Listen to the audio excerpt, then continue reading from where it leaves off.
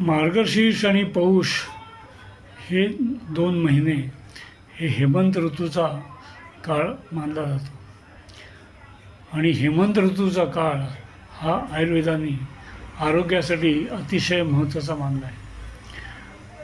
ह्या काळामध्ये थंडी असते, थंडी कडाक्याचीही नसते, पण शरीराचं बळही उत्तम असतं, पचनाची क्षमता भरपूर असते आणि त्यामुळे जे पचायला जड आणि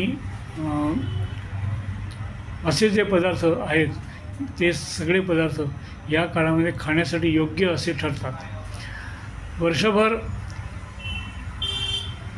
उन्हाळा म्हणा पावसाळा म्हणा या निमित्ताने काय खाऊ नये किंवा काय खावं याच्याबद्दल खूप सांगितलं जातं, तसा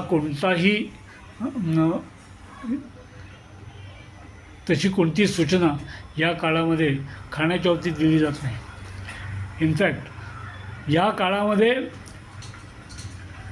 उत्तम खाणं असावं असा आग्रह आहे, कारण थंडी आहे।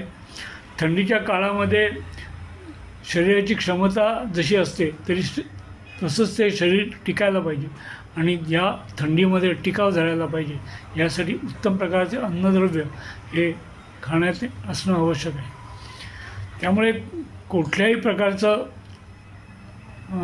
अन्न जे असेल ते उत्तम प्रकारे पचण्याची क्षमता आणि शक्यता या काळामध्ये प्राप्त झालेली असते। अर्थात ही पचवण्याची क्षमता आणि पचवणं हे व्यक्तीनुसार वेगळं वेगळं असतं आणि त्याच्या एकंदरीत शरीराची जी अवस्था आहे त्यानुसार ती बदलत असते आणि त्याप्रमाणे त्याचा विचारही करायला हवा। तर हा विचार आपण पुढील काही व्हिडिओजमध्ये करत जाऊ। धन्यवाद।